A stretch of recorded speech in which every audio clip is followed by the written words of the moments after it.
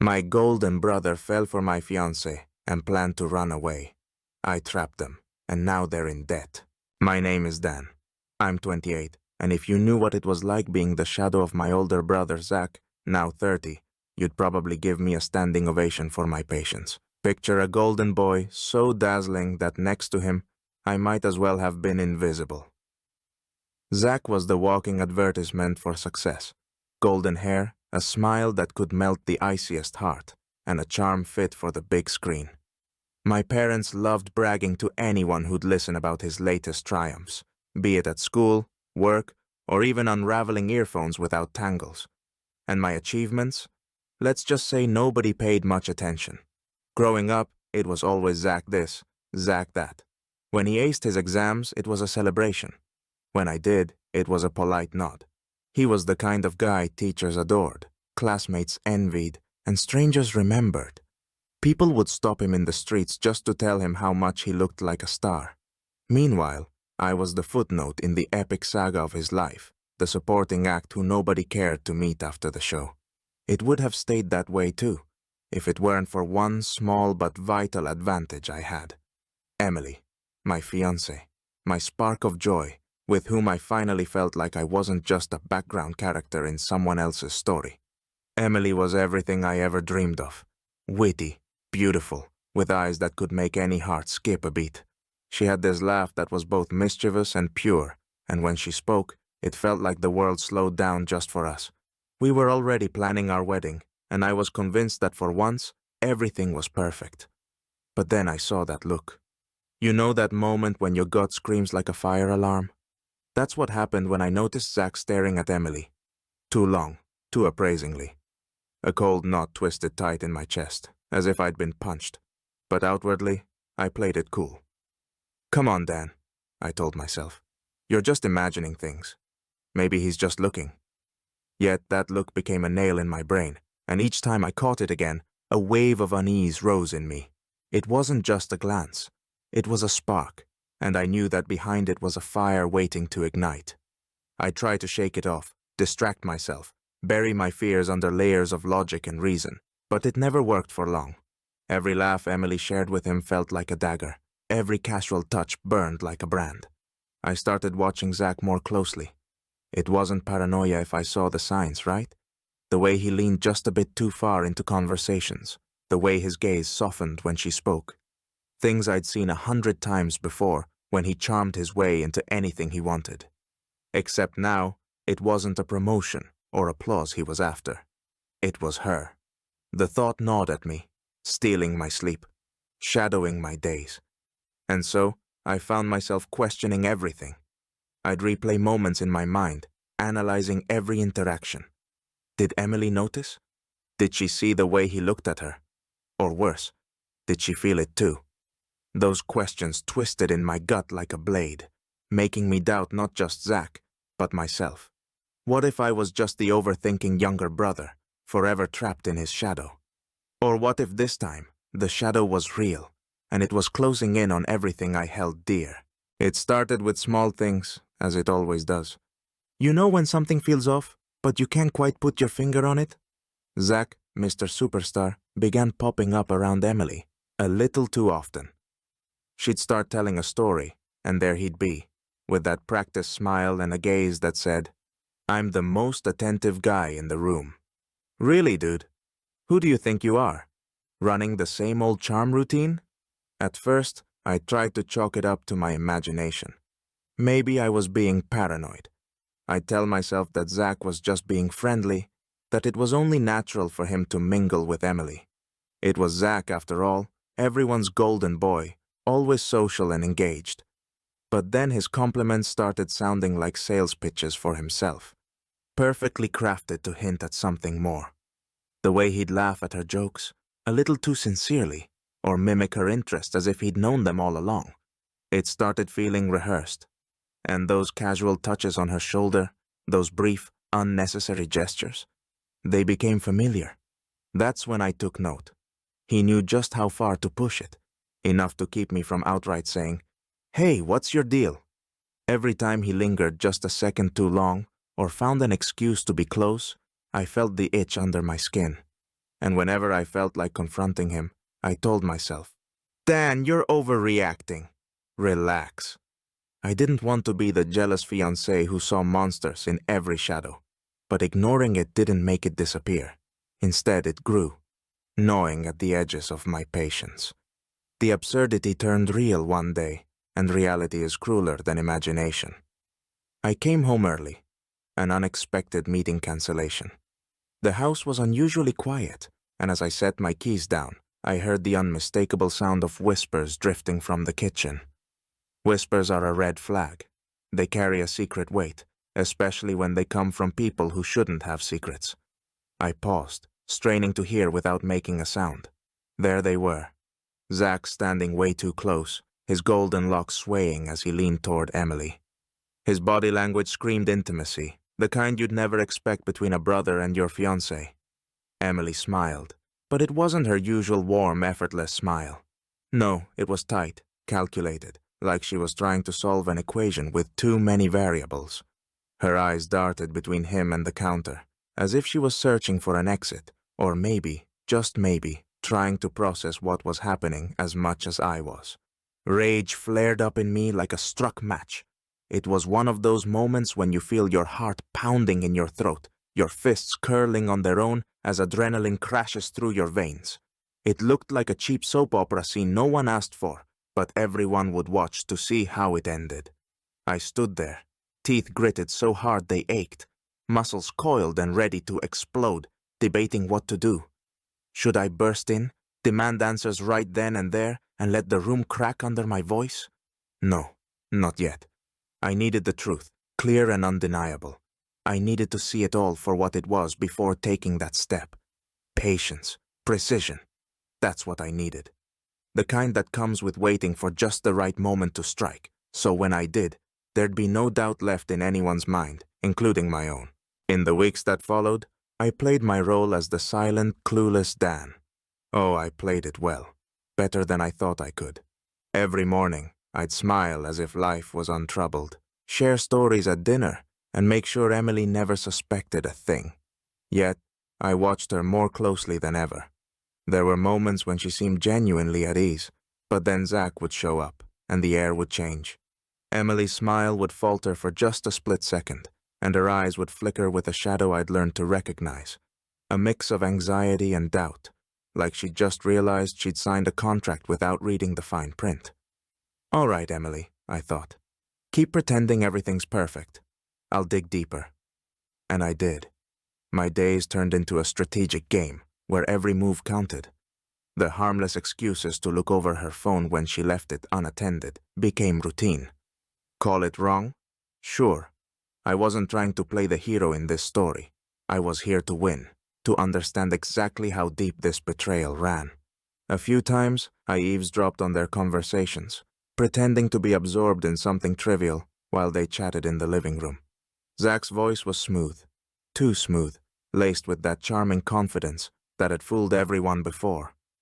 Emily's responses were more guarded than I expected, but there were hints, pauses, laughter that felt forced, and silences that said more than words ever could.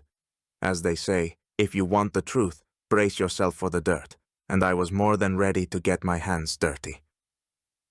Then came the night of revelations, the moment that shifted everything from suspicion to certainty. It was a Thursday evening, late enough that the neighborhood had settled into its quiet rhythm. Emily had dozed off on the couch after watching one of her favorite romantic comedies, the kind that always put her at ease. I glanced at her, the soft rise and fall of her breathing masking the storm inside me. I picked up her phone, fingers trembling with anticipation and dread. My heart pounded so loudly I feared she'd stir, open those beautiful eyes and catch me in the act. But I didn't stop. I couldn't.